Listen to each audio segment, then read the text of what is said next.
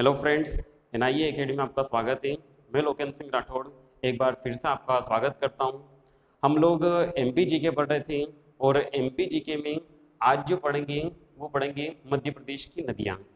आज की जो क्लास है हमारी वो है एक डेमो क्लास है, क्योंकि आगे जो आने वाली जो वैकेंसी है जैसे एमपी पुलिस है, एमपी एसआई है, इसके लिए हम एक पूरा कोर्स करवा रहे हैं। यदि आपको ये कोर्स खरीदना है तो दिए गए नंबर पर संपर्क करें। तो चलिए स्टार्ट करते हैं मध्य प्रदेश की नदियां। तो सबसे पहले बात करेंगे हम लोग नर्मदा नदी की। ठीक है, नर्मदा नदी कि इसका उद्गम कहाँ से होता है, इसका समापन कहाँ पर होता है, प्लस इसके साथ साथ ये कौन कौन से जलप्रपात बनाती है, ये हम लोग देखने वाले हैं। तो यहाँ पर एक स्थान है अमरकंटक पहाड़ी, और जिला बोले तो अनूपपुर जिला। तो अनूपपुर जिले की अमरकंटक पहाड़ी से नर्मदा नदी का उद्गम होता है। और यदि कुंड की बात करें तो सूर्य कुंड से इस नदी का उद्गम होता है। यहाँ से उद्गम होने के बाद ये नदी केवल 8 किलोमीटर की दूरी पर जाने के बाद पहला जलप्रपात बनाती है, जो है कपिल धारा जलप्रपात। कपिल धारा जलप्रपात। तो ऐसा पूछें कि कपिल धारा जलप्रपात कहाँ पर है, तो नदी कौन सी हो जाएगी, नर्मदा, और जिला पूछे तो अनूपपुर जिला।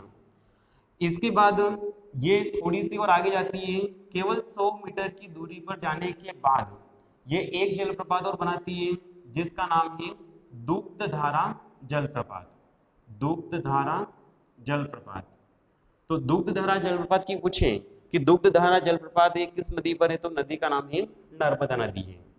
इसके बाद ये नदी डिंडोरी जिले की बॉर्डर से होते हुए मंडला जिले में प्रवेश करती है, और मंडला जिले से फिर ये ऊपर निकल जाती है, और ऊपर जबलपुर, जबलपुर का एक स्थान है भेड़ाघाट। तो भेड़ाघाट नामक स्थान पर एक जलप्रपात और बनाती है, जिसका नाम है धुआंधार जलप्रपात। धुआंधार जलप्रपात। तो ऐसा पूछे कि धुआंधार जलप्रपात कहाँ पर है, तो वो है जबलपुर में।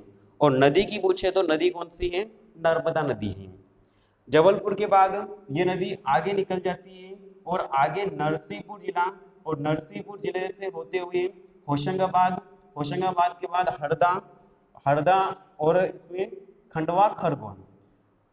खंडवा जिले में ये दो जलप्रपात बनाती है, एक तो है दर्दी जलप्रपात और एक है मांधार जलप्रपात।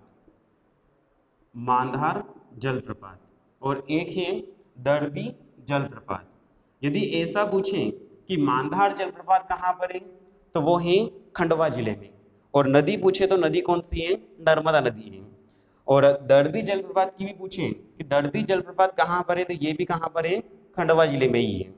ठीक है, और नदी बोले तो नर्मदा नदी। इसके बाद यहाँ से क्वेश्चन भी बनता है कि तवा और नर्मदा नदी के संगम पर कौन सा जलप्रपात बना हुआ है, तो ये वो मांधार जलप्रपात ही है। ठीक है, इसके बाद ये खंडवा से फिर खरगोन होते हुए खरगोन में एक जलप्रपात और बनाती है, जिसका नाम है सहस्त्रधारा जलप्रपात। सहस्त्रधारा जलप्रपात। ठीक है, इसके बाद खरगोन होते हुए ये बड़वानी की बॉर्डर से निकल जाती है, और उसके बाद गुजरात में भड़ोच के निकट ये जो है खंबात की खाड़ी में गिर जाती है। इसका अर्थ ये है कि नर्मदा नदी का जो उद्गम है वो होता है अमरकंटक पहाड़ी से होता है। ठीक है, और जिला बोले तो अनूपपुर जिला। और समापन की बात करें तो समापन कहाँ पे होता है, तो गुजरात में होता है। और गुजरात में कहाँ पर, तो भड़ोच के निकट खंबात की खाड़ी में होता है।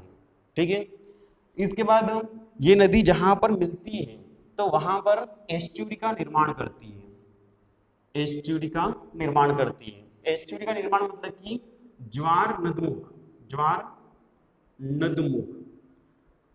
ठीक है, एस्चुरी का निर्माण करती है, एक तो नर्मदा नदी है और एक और ताप्ती नदी है।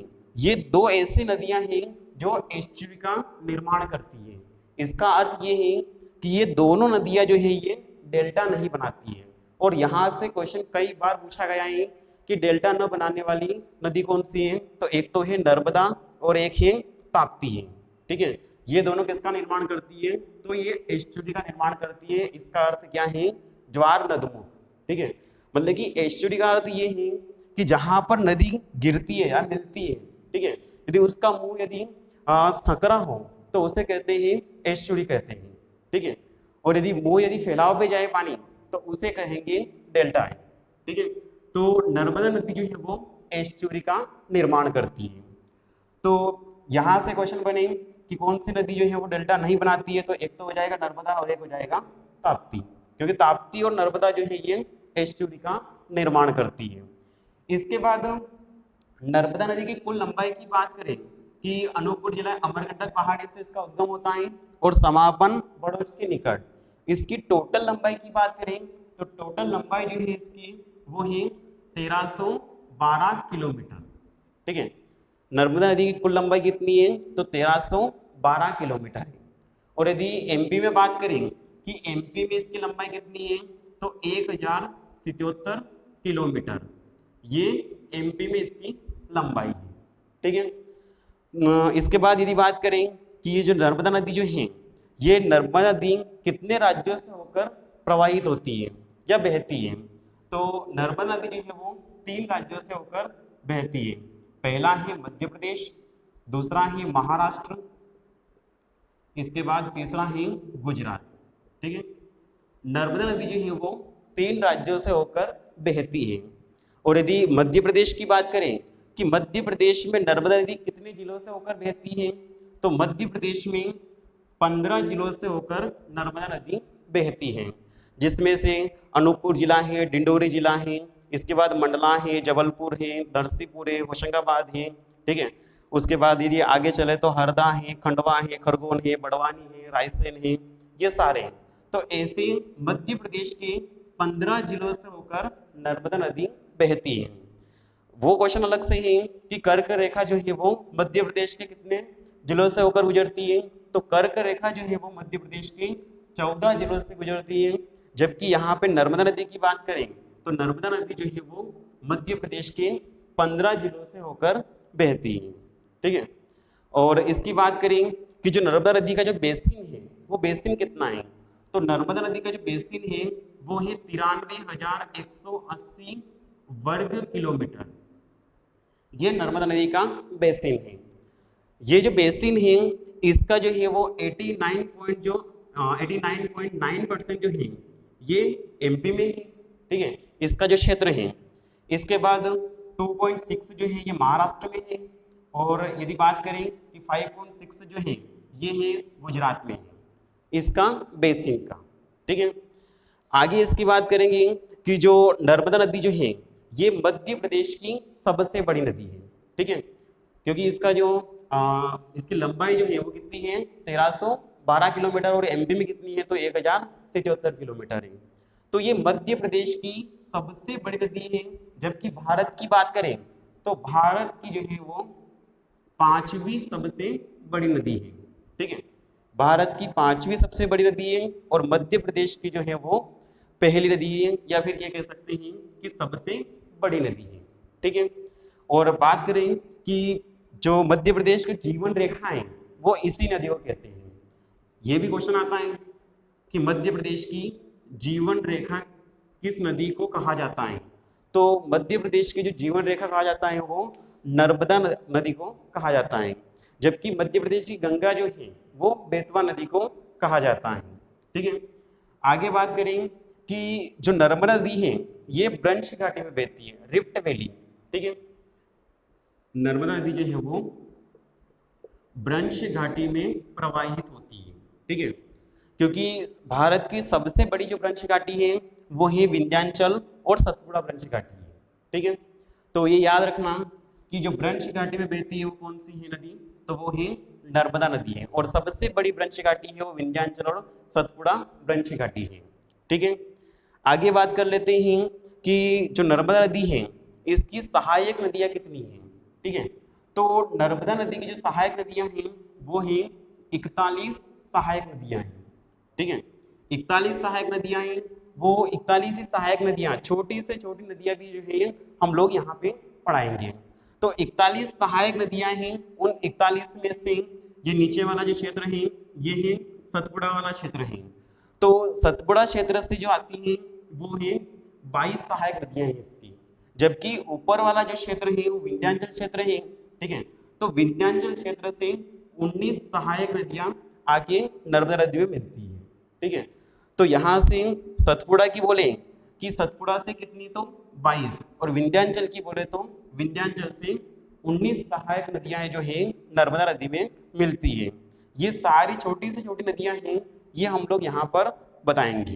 ठीक है, तो एक इसमें यहाँ से क्वेश्चन बनता है कि मांधार जलप्रपात कहाँ पर है, तो मांधार जलप्रपात का पूछे तो ये खंडवा जिले में है। ठीक है, और यहाँ से क्वेश्चन ये भी बनता है कि नर्मदा और तवा के संगम पर कौन सा जलप्रपात बना हुआ है, तो वो है मांधार जलप्रपात है।